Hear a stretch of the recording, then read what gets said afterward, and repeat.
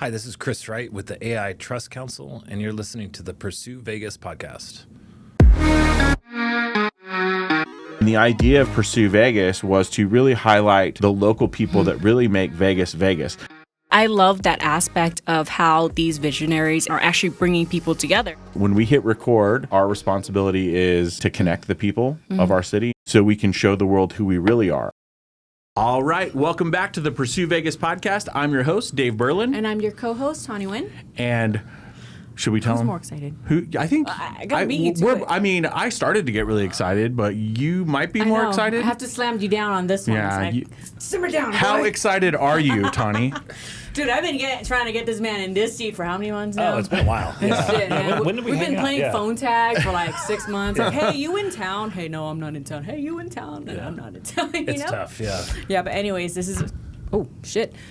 Chris, hi. I got too excited. I touched the thing and I forgot my train of thoughts. Chris Wright with the AI Trust Council. You have so many accolades to your bio. I'm just going to let you get into it. Who are you? What are you working on? And what are you excited about? Yeah, so I'm the founder and CEO of the Artificial Intelligence Trust Council.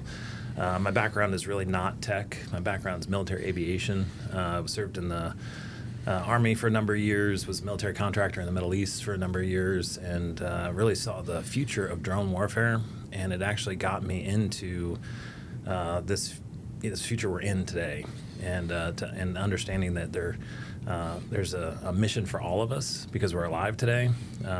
We're all leaders in this future with artificial intelligence, and so I went ahead and started the Artificial Intelligence Trust Council as a tool to help people understand what's real and fake, help them get paid for their metadata, and also help them steer the future of AI.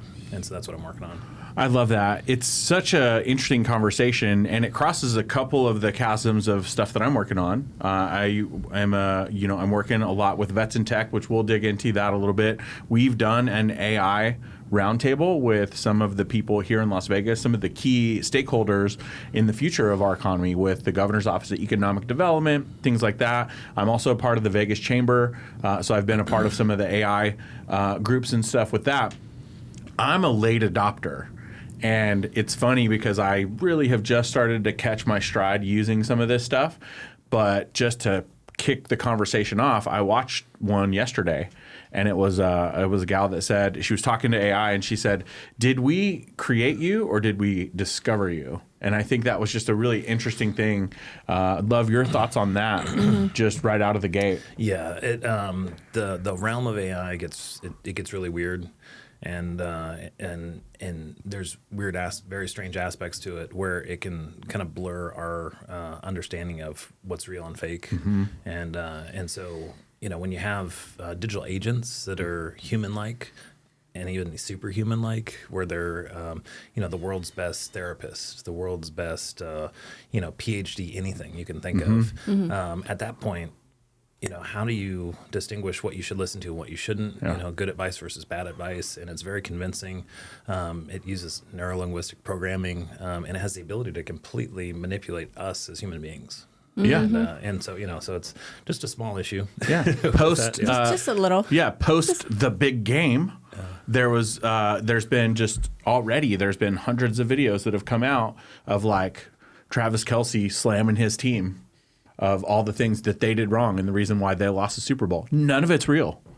And it's like on those it actually says generated by so and so, but some of that, if you just remove that generated by whatever, you'd have no idea, and people could easily get outraged. And then I think about the younger generation, like when they watch some of this stuff, they would never know the difference. They have like no cognitive ability. So I think it's fascinating what you're doing in trying to help people understand how do you do that? Yeah, so there's a couple ways to help figure out what's real, and so what we found with the AI Trust Council is that you can use digital filters, which will actually filter out digital content that is AI generated. AI leaves markers that you can pick up. In text, it's a little bit harder. You can ask any high school student and they'll figure out ways to, get around.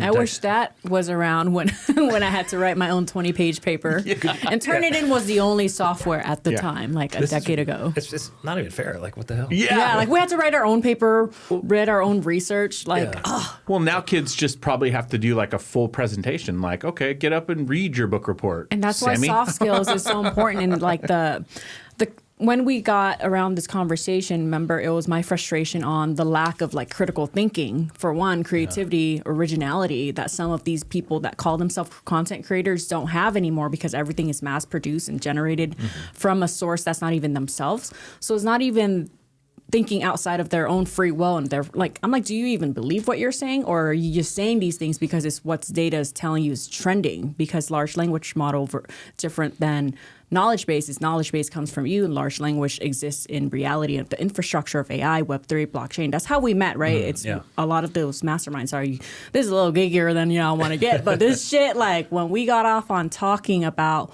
the future of AI and people think that it's going to replace jobs, and I'm like, no, but the people using certain aspects of AI are going to replace people that are way late into the game and thinks ChatGPT is like the newest and latest thing, but it's been around for what, decades now? Yeah, I mean, artificial intelligence, was Ray Kurzweil said he was in it for 60 years, So I mean, this came about. It's mathematicians back in the 50s theorized about this stuff, and they had conferences on it. But if you look at like 2001: Space Odyssey, that movie, you could watch that today, and it's completely accurate towards AI.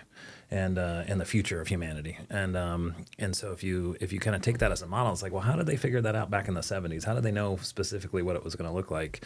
And really, it's just math, and so you can interpret where this is going to go, and so it blends into politics, and that's one thing that people don't really understand today is that all the political stuff that we've seen for the last 20 or so years has been preparing humanity for this future of integrating with this high technology.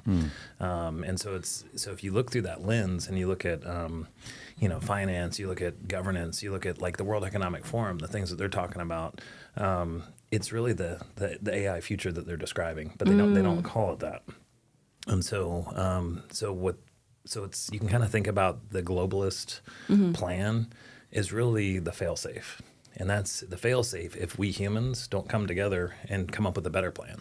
And so that's what we're working on with the AI Trust Council, is trying to say, hey, look, let's bring a bunch of humans together that are all pro-human, that care about the future of humanity, that don't want to, disrupt the family structure, that don't want to destroy, the fundamental biology of humans, that don't want to eliminate the male and female role. Ultimately, I mean, it gets, this whole agenda gets into transhumanism. And so that's really the future of artificial intelligence.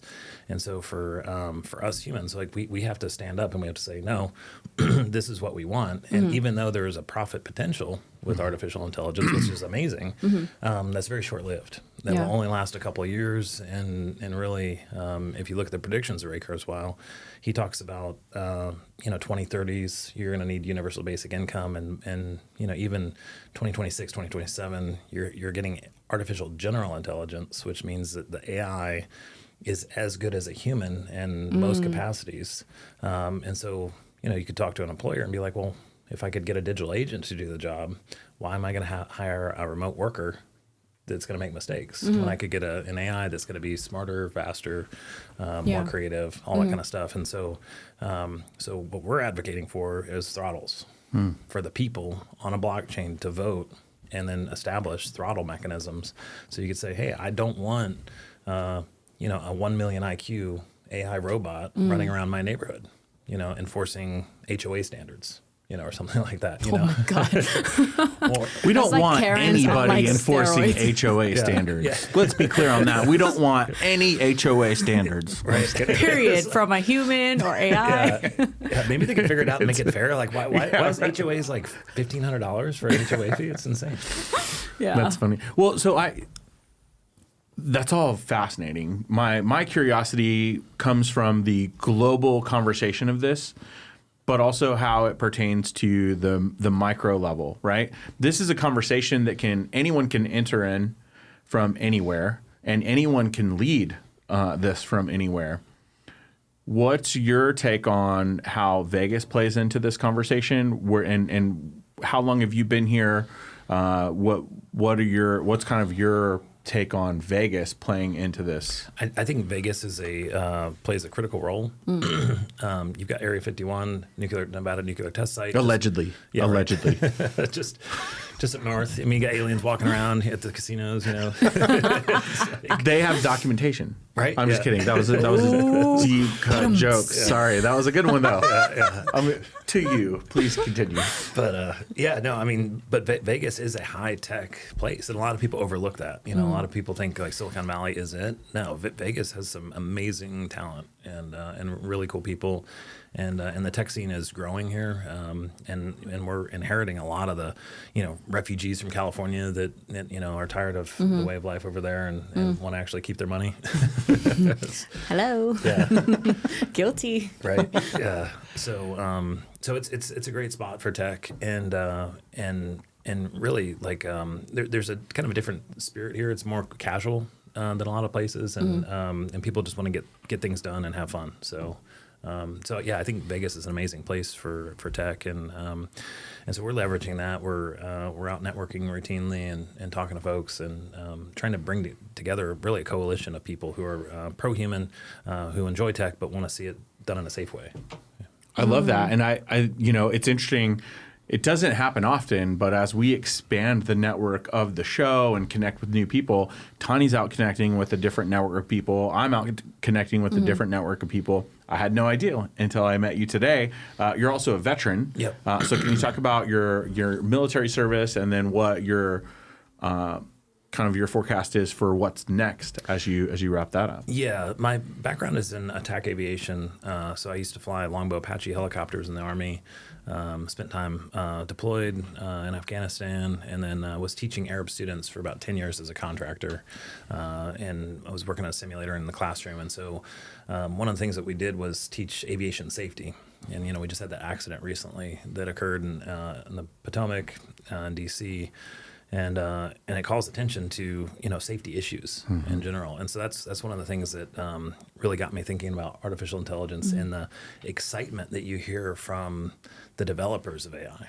And so you've got guys like Sam Altman, and if you were just to kind of record how many times he said that he's excited or it's exciting. Is it more than Dave? It could be. Yeah. But it's literally like every other word. Yeah. And he's just like freaking out because it's like so amazing. And it's very similar to flying low level in a helicopter. As a young guy flying, that's some of the coolest stuff you could do. You're flying right over the trees, and it's about as exciting as it gets. It's really cool, but easily kill yourself. Absolutely. Doing it. And so very similar to artificial intelligence. It's very exciting. But you've got senior leaders in OpenAI who are leaving the company out of fear. You got some leaders that say probability of doom is 70%. They call it P-doom, meaning that we don't make it, humans. And so that's, like iRobot? Well, yeah, a bunch of different ways that it could happen. But that's what they're pushing out. And so I look at the aviation safety measures that we use to keep ourselves safe, and I'm like, we are not following any of these kind of common sense safety measures in the tech industry. And it's like, well, why not? And it's because the tech industry doesn't come from a safety background. They don't have an industry that's had catastrophic mistakes over and over and over, like aviation accidents or, really horrific military accidents and things like that. And so we, from a pilot standpoint, we from the ground up, we're like laser focused on safety, and I've been shocked because you just don't see that in tech. Yeah, well, it's great that you kind of see that ahead of the game, and you're already starting to create those measures within it. Not only that you're rallying people in that cause, right? Yeah. To I think there's a healthy dose, and from again only meeting you today, I don't feel like it's an over. I really think it's important how people package it. Because just like anything else, it's like if you try to explain the warnings of something and you do it, we'll say the wrong way people immediately reject instead of immediately start to accept. So I think there's different ways that you're going to capture different people, which is fascinating what you're seeing across all of different levels of social media. I was at an event the other night with some friends of the show, and she was very oblivious to a lot of the things that had happened, even talking about that plane crash and all the different things. And like, it seems like each person that came in was almost like a character on a TV show. And like, did you hear the worst news about today? And it was 4 completely different horrible stories that she had no idea of, because everybody's feed is different of what they're getting. So I think some people are going to take it for what it's worth. You could say it in a very calm sentence and say, hey, we're all going to die. And people are going to be like, oh, we should probably listen. And then some people... I mean, that is the only fact that people live in denial of. Well, right.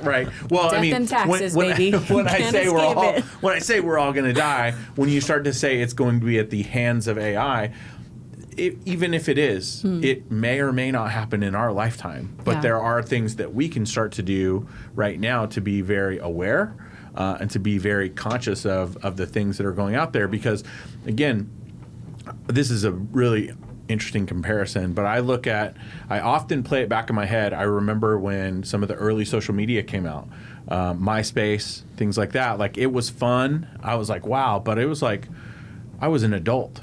I understood immediately the responsibility that we had to not say stuff that was going to be recorded over time.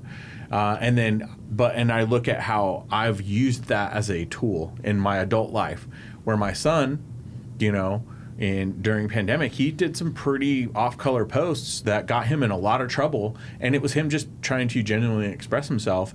But the game has changed. Now the platform has changed, and now even the stuff that's coming out is not real.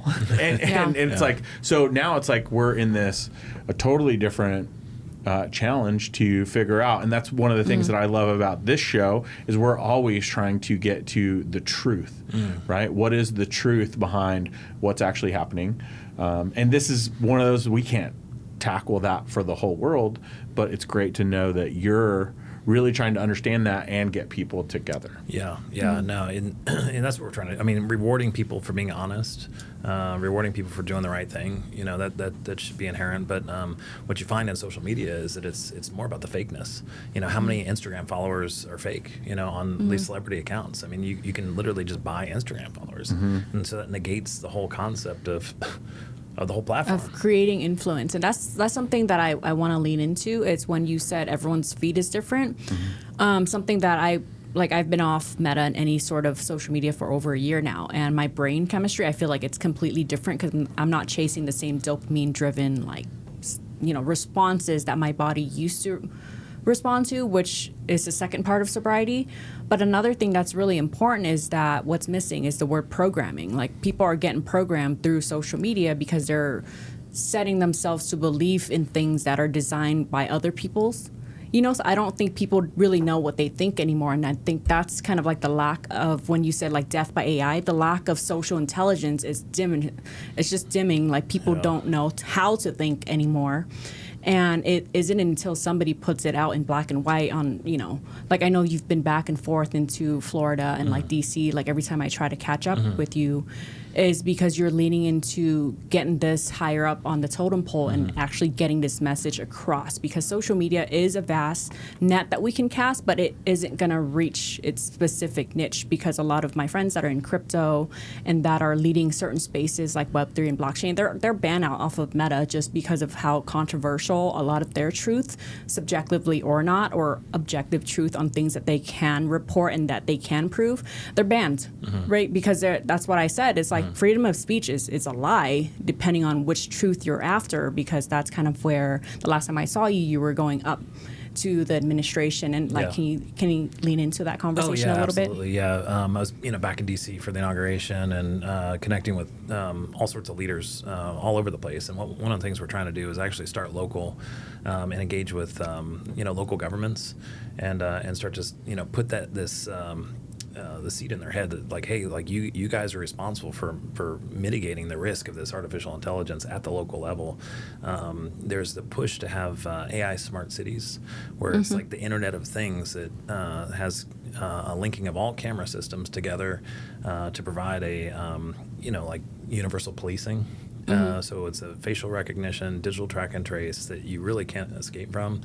And so from a governance perspective, they're like kids in a candy store. They're like, oh my God, well, look at all the stuff we can do with this data. We know, like, we can see people from satellite. We can see if they've, dug a pond in their backyard. We can, see if they went to the store. We can, we can see everything. And so, there's a civil liberties balance that has to come with that. And so that's one of the things that we're looking at is and we're trying to push is for civil rights. Like your basic rights, like freedom of assembly, freedom of speech, freedom of religion, but also civil liberties. Freedom from AI. Yeah. Right. It's not a use it or lose it situation anymore. Yeah. It's like a use it or be used by it. Yeah. So yeah, because and you have the ability to discriminate with artificial intelligence, all these things, and so it's like that balance has to come from the local level on up, and and specifically with policing.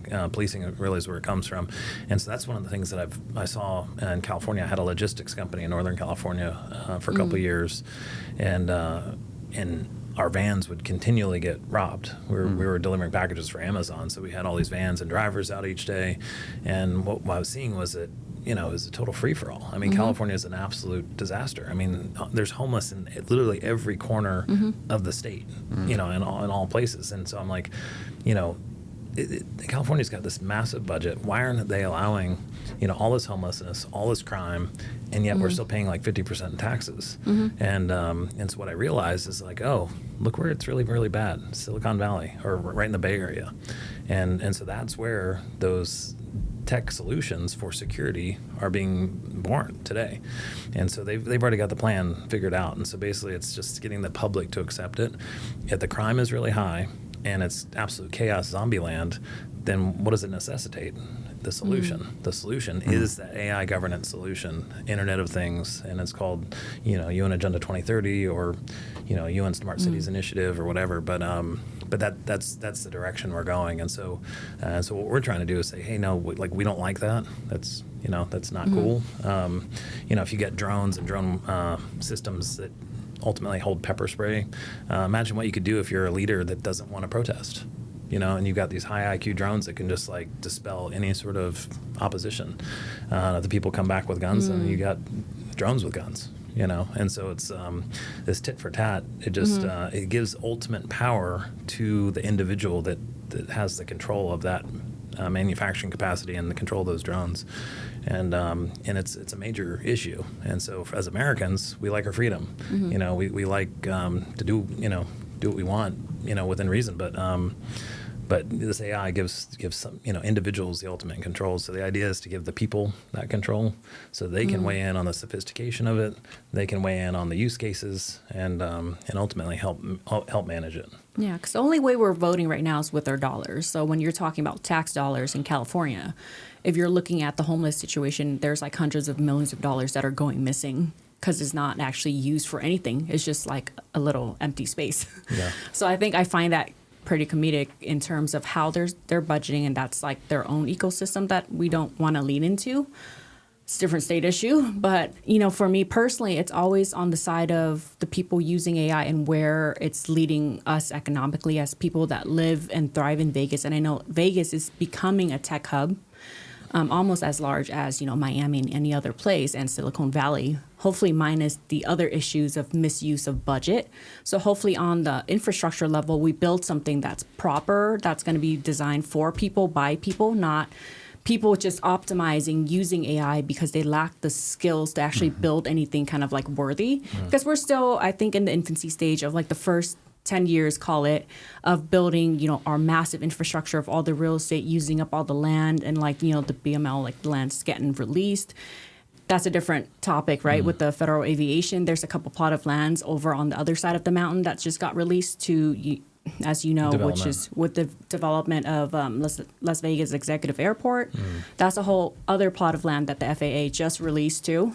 And gonna put this out there since we're manifesting, but Rob, gonna meet with him, gonna bring him on the show because these are topics that are close to my heart. It's how are we, the people governed by other people, supposedly doing the right things for the people that actually are locals here, that are native to the land, and are we serving people in the right way? So, you know, with the whole AI misuse and all of the stuff in policy that's happening around the world, I feel like, you know, for us, like our liberties as individuals, it's like, how do we use AI? Like, yeah, it's cute. You can say like, oh, I know how to use ChatGPT, but it's like, that's like maybe like 0.0001% of the actual usage of what you're actually using creativity for.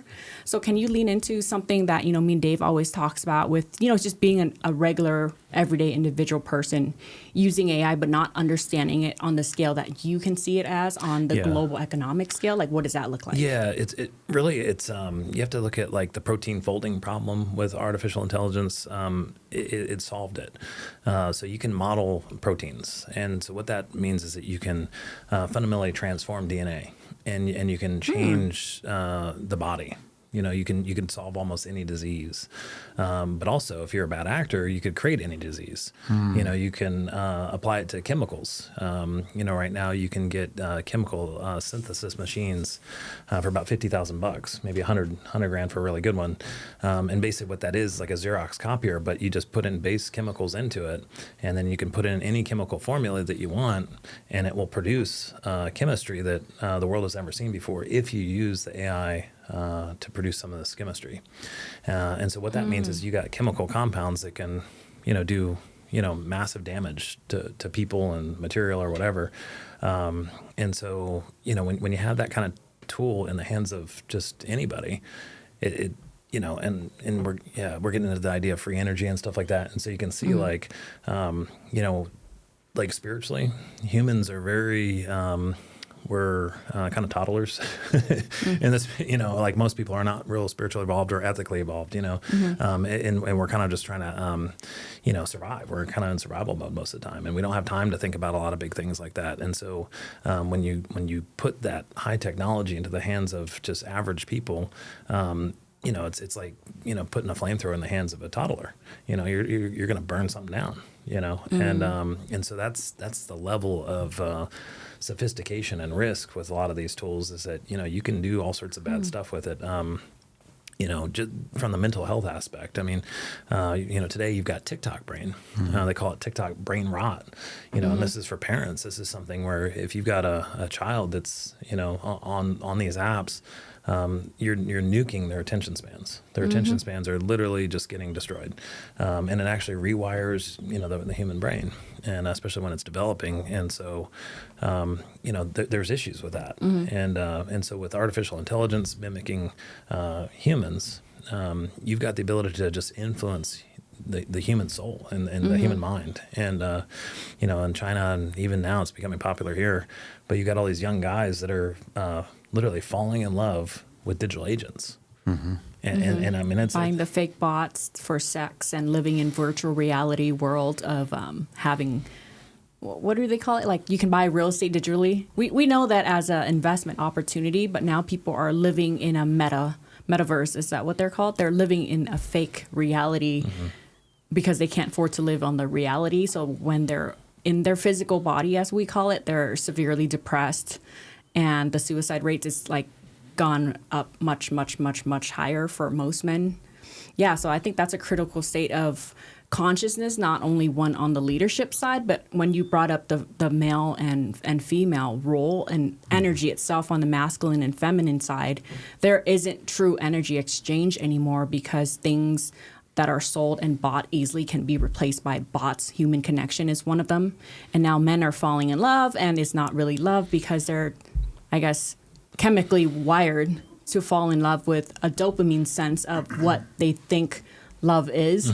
So those are like topics that it's so real, but people can't grasp around it because they don't understand the chemical making of a human body. Yeah. So now digital reality is like kind of like the new reality because they think, you know, now they're escaping this reality and they can go live in another world and own a house and have a wife. Yeah. You know? Oh, totally. Yeah, I remember playing Grand Theft Auto back in the day, and you know, you'd be like, oh, we're gonna beat up this old lady and take her purse or whatever, and then you know, you do it like a bunch of times to get some money, and then you walk out on the street and you're like, oh, I could just, you know, And so, Yeah. but you multiply that by like 1 million, and that's the AI VR right now that you got, and it's like, yeah, you stop, you start to blur our realities where, people don't really know what's right and wrong, and that gets in the whole AI porn thing. I mean, you've got kids that are accessing this stuff at a very young age, completely rewiring their minds. So by the time they're, late teens, early 20s, the time you'd probably start to find like a partner,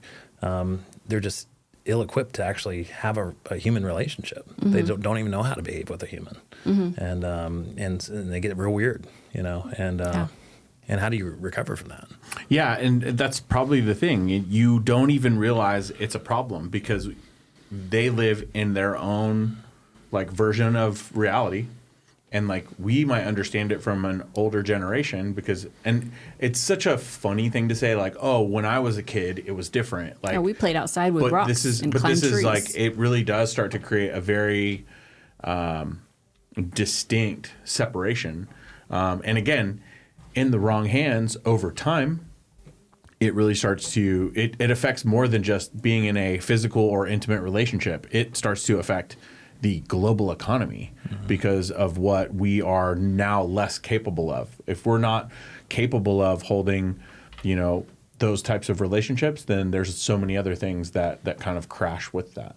Oh, yeah. So yeah, it very much all, like one thing definitely affects another. Again, my hat goes off to you for anything that you're doing or other people when it comes to people that want to get more involved, that can, join that fight in, helping people understand how to use AI ethically. How do people get more involved? Yeah, so our website is theaitc.com. That stands for the AI Trust Council. And so they can sign up there. It's really a placeholder. We're building a website that's aimed at tackling these problems. And so we're coming at it with a bunch of different tools: blockchain, cryptocurrency, Web3, metadata wallets, a bunch of different tools. But ultimately, we want to empower the individual to help weigh in on this future that we're all a part of, and help collectively figure out what's real and fake. And so you got these organizations like Snopes or factcheck.org or whatever. They're biased. And of course there's going to be bias. And so the idea is that on the site, it's really like a utility where we show people the metadata. Right now, if you were to go to Facebook and look behind the curtain, you would see a mountain of information about you that you never knew existed. There's people at Facebook that know more about you than you probably, because of all the data that you've contributed. And I mean, tracking your eye movements. I mean, literally, like, how the microseconds you spend on one image versus another will indicate all these different things about you, right? And so when you've got that level of sophistication, why is that not shown to us? Why aren't we in control of that data? How come we can't delete that data if we don't like it? They're taking this information about us, and so what we're trying to do is give that information back to the individual so that they can ultimately earn money off of it. One of the ways that we can potentially help displaced workers is by giving them other avenues to earn an income.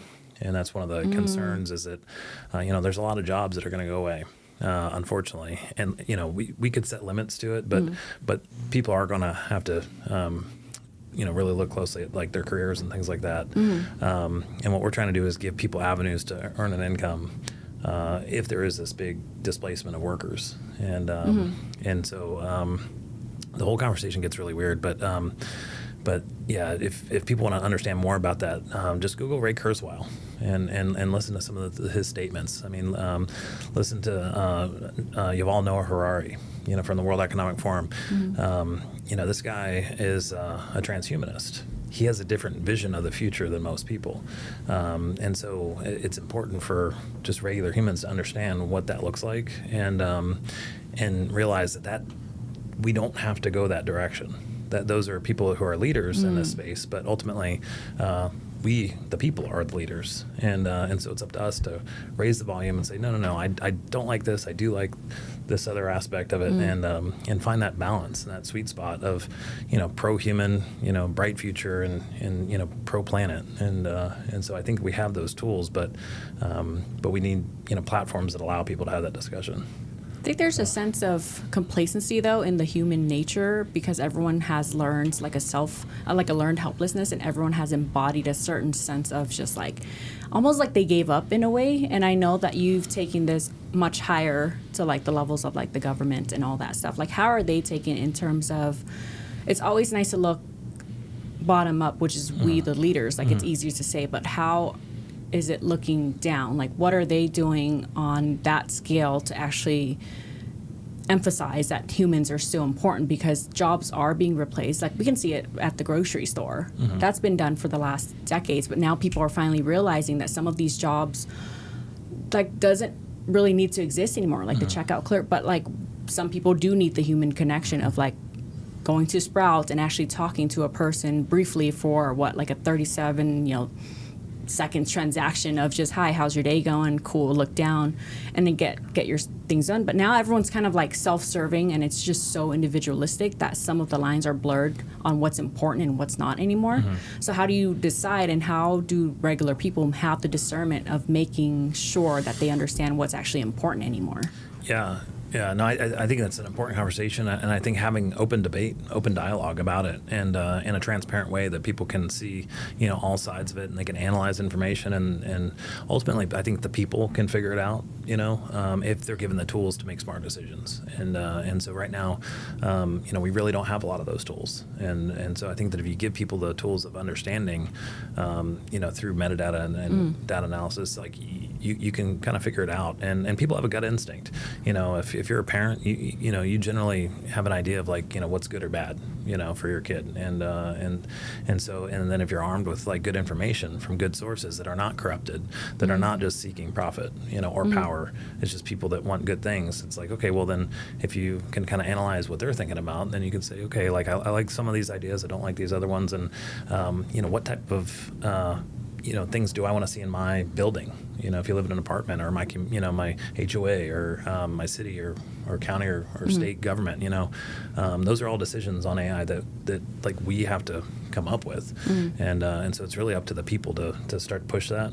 And if we don't, then we going to have to take what we get, and what that looks like is the big tech solution. And what's strange is a lot of these guys in big tech are not necessarily pro-human, and it sounds weird because you wouldn't think that would happen, but you got guys that Sam Altman, for example, or there's a concept of speciation, where they're thinking that's our natural human evolution to transform our species into a different version of human, and so they're okay with that, and so what we're saying is like, who put you in charge of this? Yeah, right. And why the hell aren't you telling us about this? Yeah. Like the people should know. There should be open dialogue about this whole thing.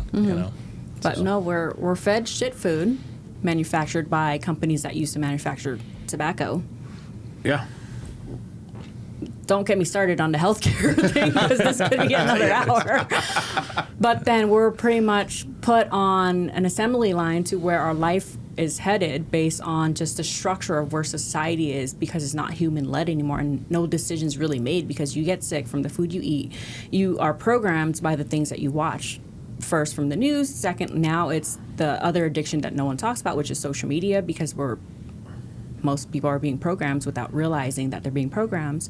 And thirdly, you end up somewhere down the line of the pharmaceutical chains that then puts you into a bubble of bioengineered environments that makes you even sicker. So weak, docile, and sick people is what we have to deal with right now on the human condition level. And I don't think people realize the extent of like intelligence versus what's artificially discovered. Like when you asked me that question, I said discovered, not created. Yeah. Because levels of intelligence is not really created. It's already in existence. People just need barely to catch up to it. Need to catch up to doing their own research on how long this has been hidden from other people. Yeah. And I think that's something that media is massively known for hiding shit under the rug. Well, and I think we're going to hit different levels of awareness. We're going to hit different levels of curiosity that create levels of awareness. And that's what it takes me to this. Yeah. You brought this. Can you tell us about the warning? The warning. Yeah. And where did you get this? And what was the whole preface? Yeah. So basically, this is a foundational principles that we're pushing right now. And Gotcha. so we're handing these out on Capitol Hill. I was actually at CES here in Vegas, and Nice. giving these warnings directly to the big tech companies and say, you've been warned, get ready, because legal liability is coming. And so basically what we're saying is that we need IQ throttles. If you're looking at these systems and thinking that 1 million IQ, or even, really above 200 is like max for humans, So if you say, and you're talking in the thousands today for IQ, it's got problem solving, reasoning, that kind of thing. This is called the alignment problem. And so in tech, they say that you can talk to Jeffrey Hinton, the godfather of AI. All these like leaders of artificial intelligence have said, there is no way to solve the alignment problem. How do you control smarter than human systems and keep them in alignment with humanity and our goals? Because it's like any being or species or whatever that's much smarter, they really start to disregard the wants and needs of the thing that's less intelligent, and so they'll make their own decisions. They'll hide information. They'll manipulate. They'll steer data in a way that will trick you, and so that alignment problem is fundamental in artificial intelligence. So the way to solve it is say, screw the alignment problem. Put people in charge from the get-go, and so you say, no, we'll hamstring the IQ today and keep it under control. And so like any sort of machine, AI is a machine, you can either speed it up, slow it down, increase or decrease the IQ, the intelligence. And so if you put that in our hands and be like, hey, maybe in Tokyo they want the IQs to be 1 million, in all their systems. Okay, cool. Maybe we'll see how that works out for them. But maybe like in West Virginia, a rural town where they focus on coal mining, maybe if you put in 1 million IQ systems, it's going to replace all the coal miners. And so the entire industry in that town will get destroyed. And whoever owns the AI actually makes the money. It's not regular, everyday people's jobs anymore. Yeah, exactly. And so you could say, okay, well, in that coal mining community, they could be like, look, like we'll vote on it. We like, AI for cleaning up and doing kind of stupid tasks that we don't care about. But so we'll limit it at 50 IQ. So it's functional. It can do certain things, but there's no competition with an actual human. But that should be in our hands, that throttle mechanism. And so that's one of the things we're working on. And we talked about data sets or talk data to me. But we produce a mountain of data every single day, and where does that data go?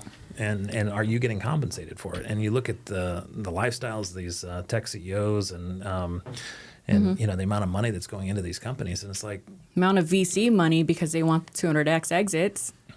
Yeah, we can talk about that too. Right? Can we talk about that? I don't think we should. I'm just kidding. We will talk about that. Money and data is my game, man. Right? Yeah. Well, and so each of us have, there's a figure that each of us collectively have given $1 million to all these different tech companies. If you've got a phone, you're feeding the beast, you know? And so it's like, well, how about, the people get some of that money? How about you can...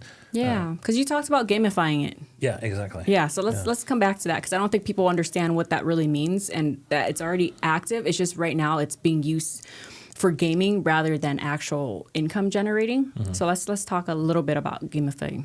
Yeah, so if you have an incentive where the incentive is trust and the incentive is being truthful or honest on data, and that's given to the people, and there's some sort of reward mechanism for that. Right now, there's a reward mechanism in social media for being fake.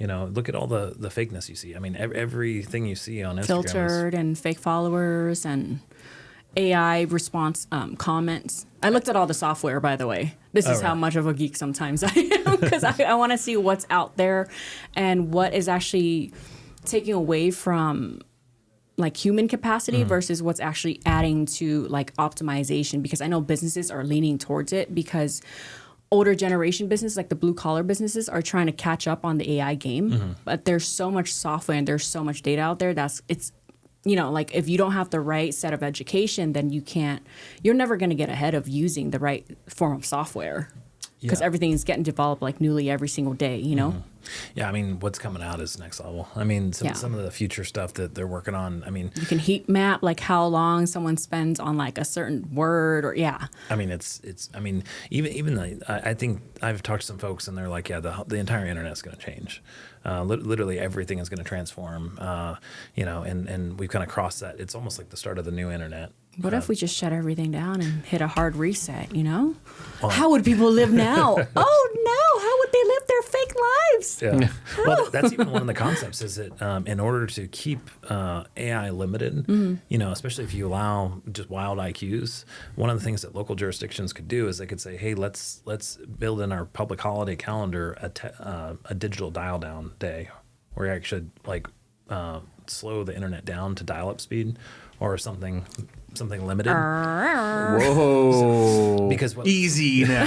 Hold on. It's like you just triggered Dave right there. He's got the 56K trauma response now. We get to pitch that over to our kids like, dee-do, dee-do, dee-do, dee-do. Oh, Grandpa, calm down. It's like, what do we do? What do we do?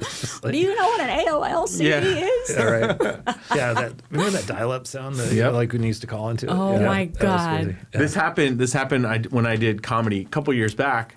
It was a curated comedy thing, and it was what was it? Awkward Teenage Diaries, and we would like read stories from that, and I did like a top 10, and one of them was like I read like top 10 quotes from my journals from like 1997, and it was like October 5th, 1997. So I finally used the internet. Like it was just like that's whenever I did it. Is it after the Quagmire meme was entered? Yeah, right. How you came out with one arm really buff? I live with that meme right there. I think it's an interesting approach. I mean, I'd be curious to see what the projections of that would look like over time across multiple, you know, cities and things like that. And then can you get like the whole country to commit to something like that? Yeah. Who knows? Well, and then one of the concepts is that you know, all these industries have the potential to really just dive headfirst into all this technology and mess it all up at the same time, right? Well, and then from a national security standpoint, like you know, we're at risk from EMP. You know, we're at risk from like major cyber threats and things like that, which could, you know, ultimately derail the internet. Very likely. It's very easy for that to be done. So the idea is to say, hey, let's prepare, you know, future generations with some sort of understanding of what it's like not to have all the tools, or at least have, you know, limited tools. So maybe, you know, you could text, you could do basic things, you know, but the future is going to get weird. I mean, they're talking like, no more 40-hour work week. We're talking 4-hour work week, you know. Everyone go back to a Nokia and play Snake. Well, it's funny. I don't know if you ever saw the show. Did you see the show Revolution? There was a show called Revolution, and it took place from the future where there was like the end of all electronics. And it, in a sense, sent us back to the Stone Age, but slowly started to develop it back. There were different pockets of where they could rediscover that energy and those frequencies and stuff again, but it was very much like one day the lights went out. And it's like, what happens to society after that?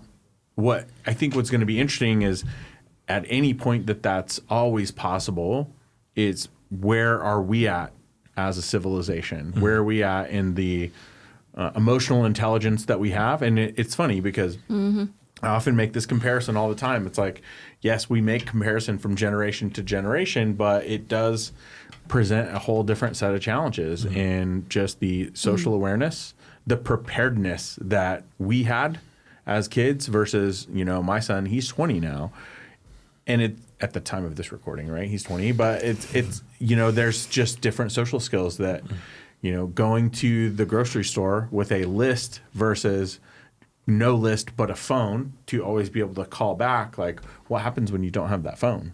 Like, it's not just execution. Then you get into preparedness and planning that, you know, we don't really know what skills the younger generations don't have because of relying on technology. And it almost it'd be fun free for all just to like no zero skills, zero trades. Figure it out. Yeah. Like that's another thing. It's like make trade sexy again. Yeah. Right. You know, because it's like data is sexy, systems are sexy. Like, but trades, like who's gonna build the rest of the country. Yeah. If everyone just wants to be a TikTok influencer, now that TikTok's back, that was a short 24 hours that people panicked or Wasn't something? even 24 hours. I don't know. You know, Yeah, that's ridiculous. but you can see where the attention is going, and that's what people focus on. It's not how am I going to learn hard-earned skills to make the rest of my day, but what's the easiest way for me to get out of working hard the rest of my life so that I can just focus on, making videos or something, which is also a skill, but probability speaking, not everyone's going to get to that level that they're going to make a living out of that.